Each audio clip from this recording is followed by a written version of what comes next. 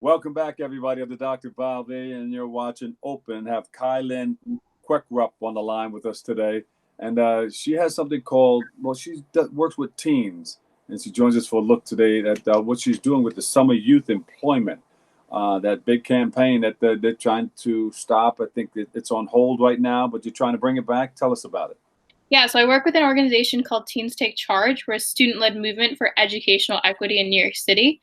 Yeah. We can go into that, but that's a whole other conversation. But right now, we're fighting really, really hard to ensure that the Summer Youth Employment Program, or SYEP, remains this summer. So it was created in just a little background. It was created in 1963, and it serves 75,000 New York youth between the ages of 14 and 24 with summer jobs. It's the nation's largest summer youth employer. And so it allows students across all backgrounds of New York City to explore opportunities and career pathways, to develop workplace skills, and engage in project-based learning experiences. I know. I used to work there. Yeah. I had a job. I was making a little bit of money, but it was good. It kept us off the streets, and we were able to open up little bank accounts and everything. And I think it's very much needed. Do not get rid of it because, youngsters will be all over the streets, and this is needed to help them out, help put some money in their bank account and just help them to buy things and to survive. Exactly. Basically. So, studies have shown that participants of SYP are 54% more likely to be employed. They earn an average of $580 more. It reduces the probability of incarceration among teenagers. Yes. That's huge to dismantle the school-to-prison pipeline.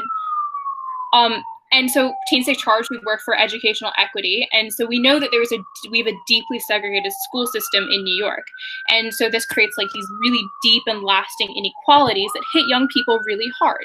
So programs like SYP are part of this solution. So they reduce gaps in work-based learning and increase social capital in the youth communities that need it the most. And we also know that COVID had a greater impact in communities of color, and those are predominantly what SYP serves. And so we can take the financial burden off of a student and their families, whether that's providing groceries for a month or buying their own school supplies in the fall, take kids off the street, and help the city's recovery effort. Cutting the SYP program and cutting a program that serves 75,000 New Yorkers is just so short-sighted. Yeah, they have to do something. I remember the announcement came out that they were gonna, cut the summer jobs, and I think that's going to be devastating with all the things that are going to be happening throughout the summer. Kids are going to just be hanging out all over the place, and it's good to give youngsters something positive to do to keep them in the right direction. And what a better way than to employ them and give them a job. So you're doing a number of things to try to bring that back, right? Who are you talking to? Any elected officials helping you out? Yeah, so City Council is negotiating budgets for the 2020-21 fiscal year, and we're really fighting so that SYP has the money it needs to function. The total cost is 0.0014% of the city's budget, so it really is such a small fraction.